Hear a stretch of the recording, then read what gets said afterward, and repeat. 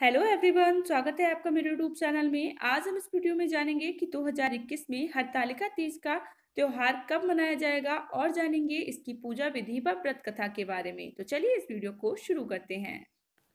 हरतालिका तीज का त्योहार हिंदू धर्म में सबसे महत्वपूर्ण और अत्यधिक मनाए जाने वाले अवसरों में से एक माना जाता है। विवाहित महिलाएं और अविवाहित लड़कियां हरतालिका तीज का त्योहार काफी खुशी से मनाती हैं और यह त्योहार भगवान शिव और देवी पार्वती की प्रार्थना करने और पूजा करने के लिए मनाया जाता है। यह त्योहार हिंदू कैलेंडर के अनुसार भाद्रपद महीने में शुक्ल पक्ष के तीसरे दिन मनाया जाता है।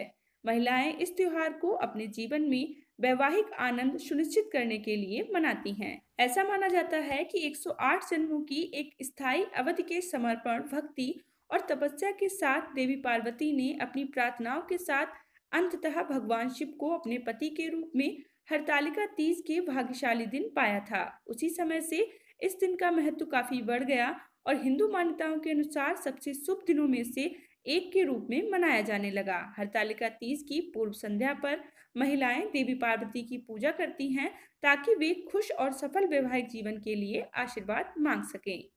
तो चलिए पहले ये जान लेते हैं कि हरतालिका शब्द का अर्थ क्या है। हरतालिका शब्द दो शब्दों से मिलकर बना है, हरत और आलिका। हरत अपहरण को दर्शाता है और आलिका का मतलब है महिला मित्र। हरतालिका तीज से जुड़े महत्व के अनुसार देवी पार्वती की मित्र ने उन्हें दूर जाकर एक घने जंगल में छुपा दिया था, क्योंकि उनके पिता भगवान विष्णु से शादी करने के लिए उन्हें मजबूर कर रहे थे और वह भगवान शिव से विवाह करना चाहती थी।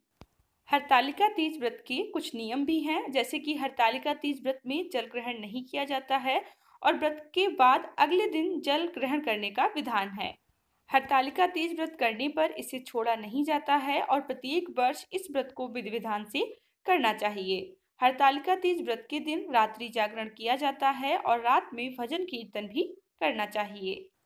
हरतालिका तीज का व्रत कुंवारी कन्याएं और सौभाग्यवती स्त्रियां दोनों ही कर सकती हैं।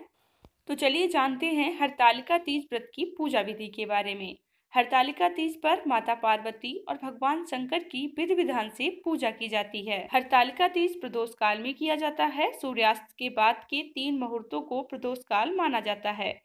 यह दिन और रात के मिलन का समय होता है और हरतालिका पूजन के लिए भगवान शिव, माता पार्वती और भगवान गणेश की बालू, रेत व काली मिट्टी की प्रतिमा बनाई जाती है। इसके बाद पूजा स्थल को फूलों से सजाकर एक चौकी रखें और उस चौकी पर केले के पत्ते रखकर भगवान शंकर, माता पार्वती और भगवान गणेश की प्रतिमा जो आपने बनाई है उसे वहां पर स्थापित करें। इसके बाद देवताओं का आवाहन करते हुए भगवान शिव, माता पार्वती और भगवान गणेश का पूजन करें और इसके बाद सुहाग की पिटारी में सुहाग की सारी वस्तु रखकर माता पार्वती को चढ़ाना इस व्रत की मुख्य परंपरा है। यानी कि इस दिन सुहाग का सामान माता पार्वती को अवश्य चढ़ाना चाहिए और इसमें शिव जी को धोती और अंगोछा चढ़ाया जाता है।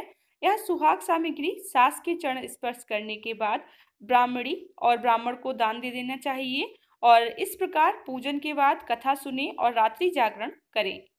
आरती के बाद सुबह माता पार्वती को सिंदूर चढ़ाएं व ककड़ी हलवे का भोग लगाकर व्रत खोलें। 2021 में हरतालिका तीज का व्रत 9 सितंबर गुरुवार को रखा जाएगा। अब चलिए जानते हैं इसकी व्रत कथा के बारे में। माँ गौरी ने माता पार्वती के रूप में हिमालय के घर में जन्म लिया। बचपन से ही माता पार्वती भगवान शिव को वर के रूप में पाना चाहती थी और इसके लिए उन्होंने कठोर तप किया। 12 सालों तक निराहार रहकर तप किया। एक दिन नारद जी ने माता पार्वती के पिता से आकर कहा कि पार्वती के कठोर तप से प्रसन्न होकर भगवान विष्णु आपकी पुत्री से विवाह करना चाहते हैं। नारद मुनि की बात सुनकर महाराज हिमालय बहुत प्रसन्न हुए। उधर भगवान विष्णु के सामने जाकर नारद मुनि बोले कि महाराज, हिमालय अपनी पुत्री पार्वती से आपका विवाह करवाना चाहते हैं। भगवान विष्णु ने इसकी अनुमति दे दी। फिर माता पार्वती के पास जाकर नारद जी ने सूचना दी कि आपके पिता ने आपका विवाह भगवान विष्णु से तय कर दिया है। यह सुनकर पार्वती बहुत निराश हुई और उन्होंने अपनी सखियों से अनुरोध कर उन्हें किसी एकांत गुप्त स्थान पर ले जाने को कहा। माता पार्वती की इच्छा अनुसार उनके पिता महाराज हिमालय की नजरों से बचाकर उनकी सखियां माता पार्वती को घने सुनसान जंगल में स्थित एक गुफा में छोड़ आईं।